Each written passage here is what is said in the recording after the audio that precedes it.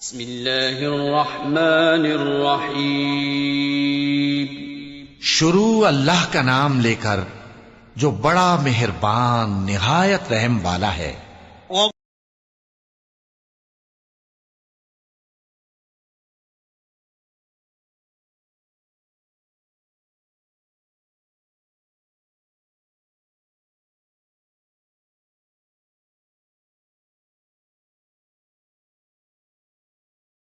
फरमाते हैं कि मैं ना मजदूर लेने गया, बगदाद के चौक में मजदूर बैठे होते थे, तो मेरी उन मजदूरों में से ना एक नौजवान बच्चे पे नजर पड़ी।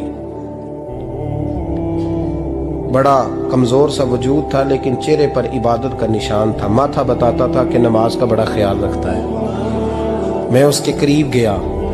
चेहरे भी बड़ा कुछ बताते हैं ना, चेहरों में भी बड़ी रानाई होती है। फरमाते हैं मैं करीब गया, मैंने उसको कहा बेटे मजदूरी करोगे? तो कहने लगा मजदूरों में बैठा हूं तो हुजूर मजदूरी के लिए ही तो बैठा हूं। तो मैंने कहा कि चलो फिर। कहने लगा नहीं, मेरी कुछ शर्तें। मैंने कहा बताओ। कहने लगा पहली शर्त यह है कि लोग 4 दिनार दिहाड़ी लेते हैं, मैं 3 दिनार लूंगा। मैंने कहा यार भाई तो बड़ी बेहतरीन है, बाकी भी इस तरह की रख ले। उसने कहा हुजूर दूसरी शर्त यह है कि मैं आपकी मुकम्मल बात मानूंगा, लेकिन जब अजान हो जाएगी फिर आपकी नहीं सुनूंगा। तीसरी बात उसने ये की कि हुजूर मैं आपके घर में काम करूंगा पर आपके किसी सवाल का जवाब नहीं दूंगा। कहते मैंने कहा यार तू बड़ा अजीब है, शर्तें तो मालिकों की होती हैं। कहने लगा जी बहरहाल मैं शर्तें लगा के जाता हूँ। फरमाते मैं उसे घर ले आया। काम मैंने उसको बताया तो जो काम मजदूर सारे दिन में करता है ना, उसने 2 घंटे में कर दिया।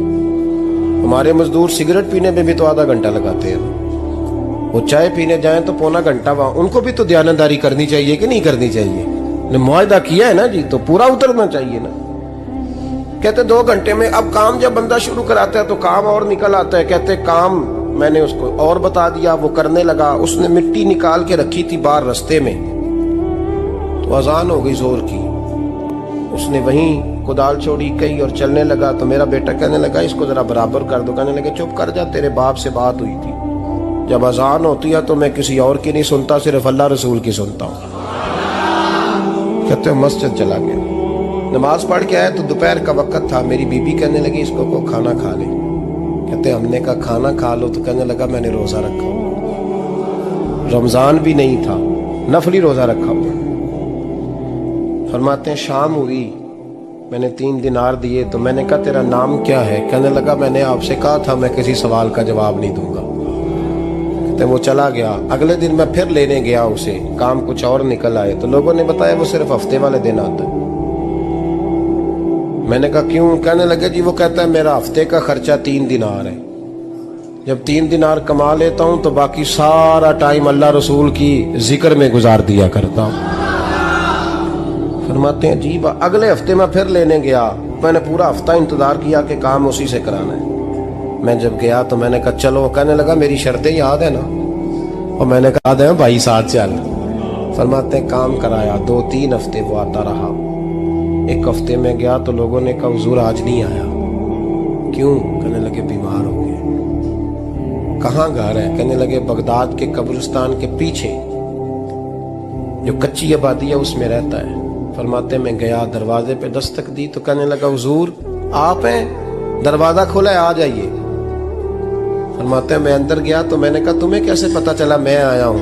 कहने लगा हुजूर अल्लाह वाले हो, आप नहीं आना था, वरना अमीर तो गरीबों का पता लेने कोई नहीं आते। कहते मैं करीब गया तो कहने लगा मैं आपका इंतजार कर रहा था, तेज बुखार है, तप रहा। जेब से कुछ पैसे निकाले। कहने लगा ये पैसे रखने। एक अंगूठी निकाली। कहने लगा हुजूर आज रात को मेरा इंतकाल हो जाएगा, इन पैसों का कफन खरीद के सुबह जनाजा पढ़ के मुझे दफन कर देना, और जब दफन करो तो ये अंगूठी लेके असर के बाद हारून रशीद के पास जाना। आप उसे कहना मैंने मिलना है, पर वो आपको टाइम नहीं देगा। आप उसको आवाज दीजिएगा कि तेरी एक अमानत है मेरे पास। फिर वो आपसे मिलेगा तो अंगूठी दे दे, फिर आप मेरी तरफ से फारिग हैं। हजरत फरमाने लगे तेरा नाम? और कहने लगा हुजूर वक्त थोड़ा है, आज रात मैंने जाना है, बड़ी लंबी माफ़ी मांगनी है रब करीम से। अगर मुनासिब समझे तो मुझे अपने रब से तन्हाई कर देने। फरमाते हैं मैं आ गया, पर उसकी बातों ने मुझे सारी रात सोने नहीं दिया। फरमाते हैं सुबह बड़ी मुश्किल से सूरज निकला, मैं गया, दरवाजे पे हाथ रखा तो दरवाज़ा खुला हुआ था। अंदर दाखिल हुआ तो खुशबुएं मेरा इस्तकबाल कर रही थी। जब चेहरे से कपड़ा हटाया तो उसका तो इंतकाल हो चुका ऐसे जैसे किसी का दीदार करके सोया। कहते मैं तो 2 आदमी ले गया था जनाजे पे, पर पता नहीं दुनिया किधर किधर से आई, कहां से अखा जदों मीटियां जमाना मैनू रोवेगा, अपना ते अपना बेगाना मैनू रोवेगा। फरमाते हैं मैं तो 2 बंदे ले गया था, पर पता नहीं मखलूक कहां से आई। जनाजा पड़ा, दफन किया। हारून रशीद के पास में असर के बाद गया, मैंने बुलाना चाहा पर बादशाह था, मेरी तरफ देखा ही नहीं। मैंने उसको कहा तेरी एक अमानत मेरे पास है। फरमाते हैं वो मुझे कोने पे ले गया, क्या बात है, कमरे में बुलाया, मैंने अंगूठी दी। हारून रशीद तो चीखे मारने लगा, कहने लगा अंगूठी वाला कहाँ है? मैंने कहा वो तो इंतकाल कर गया। कहने लगा मुझे कब्र पे ले चल।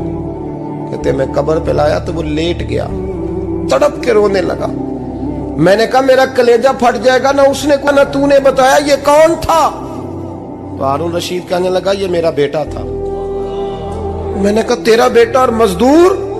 कहने लगा हुजूर ये हजरत दाऊद ताई के पास बैठा करता था, उनका मुरीद था, मुझे रोज कहता था अब्बा तूने बड़ी दुनिया इकट्ठी कर ली है, मरते वक्त तुझसे टांगे समेटी नहीं जाएंगी, इतना हिसाब नहीं तू दे सकेगा। मैं इसको समझा देता, इसकी अम्मा समझा देती। ये रोज हमें कहता छोड़ दो, आ जाओ अल्लाह रसूल की बारगाह में झुक जाएं।